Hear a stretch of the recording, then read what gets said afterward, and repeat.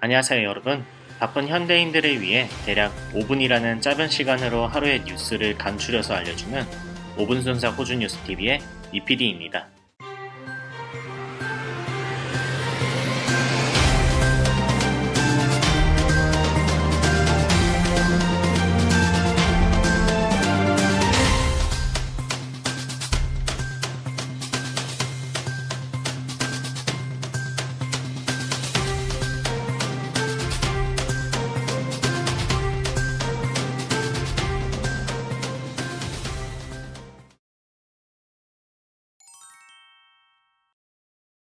첫 번째 소식입니다. 스테이지 4 락다운과 함께 시작되었던 사상 초유의 야간 통행 금지가 금일을 기점으로 역사 속으로 사라지게 되었습니다. There will be a curfew across metropolitan Melbourne from 8 p.m. this evening, and it will run from 8 p.m. to 5 a.m. each and every day.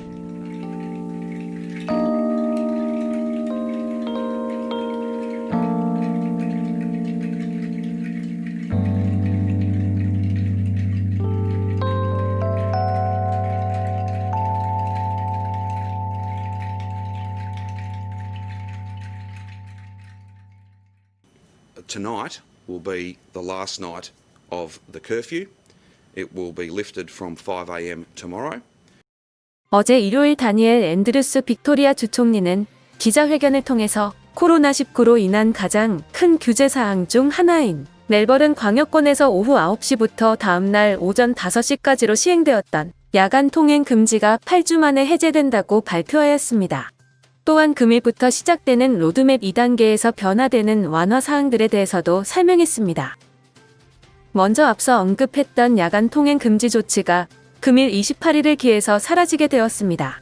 이로 인해 수주간 이어졌던 9시 이후에 텅 비었던 멜번이 다시 시민들로 채워질 듯합니다. 그리고 현재 가정당 한 명만이 하루에 한 번 생필품 구입을 위해 쇼핑을 할 수 있었던 규제 사항도 해제됩니다. 이와 더불어 금일부터 로드맵 2단계 도입으로 빅토리아주에는 차일드 케어가 다시 문을 열고 최대 2가구 5명이 밖에서 만남을 가질 수 있게 되었습니다. 야외 운동은 여전히 집이나 직장에서 5km 이내에서만 할 수 있고 마스크 착용 의무화도 종전처럼 지속되게 됩니다.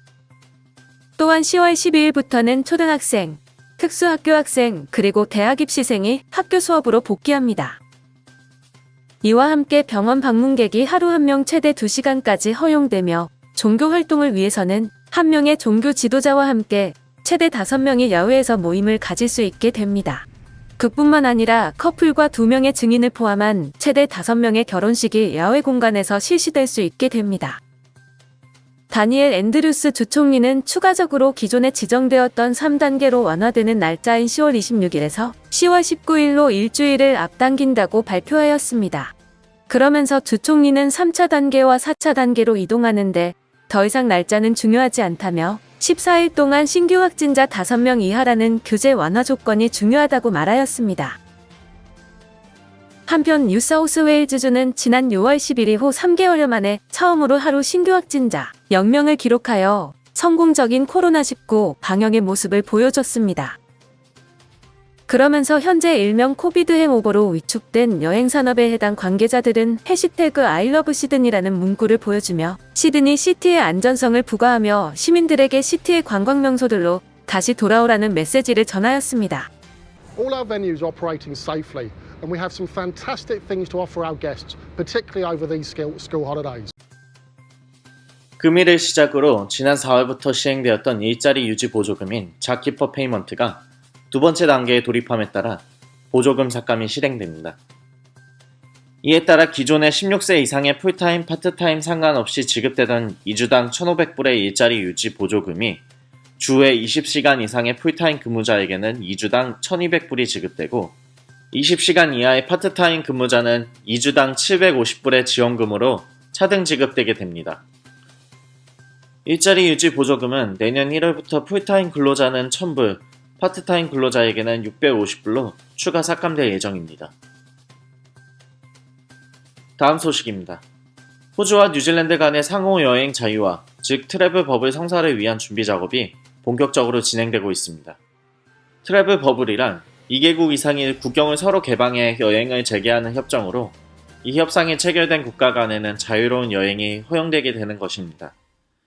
올 초부터 호주와 뉴질랜드 양국가 간의 트래블 버블 성사를 위해 많은 이야기가 오갔었지만 코로나19 2차 대유행과 항공사들의 수익성 부분에서 우려사항이 나와서 진전이 없었던 이번 정책은 최근 진정세를 찾아가고 있는 호주의 코로나 바이러스와 양국의 정책 실현에 대한 노력으로 상당한 대화의 진전을 가지고 있는 것으로 나타났습니다. 이로 인해 뉴질랜드와 호주 일부 주간의 자유왕래가 올해 안에 가능해질 것으로 본다고 전망이 커지고 있는 가운데 윈스턴 피터스 뉴질랜드 부총리는 크리스마스보다 더 이전에 실현될 수도 있다고 언급했습니다. Do you think it's likely to happen before Christmas, realistically? Personally, I think it's capable of happening much sooner than that.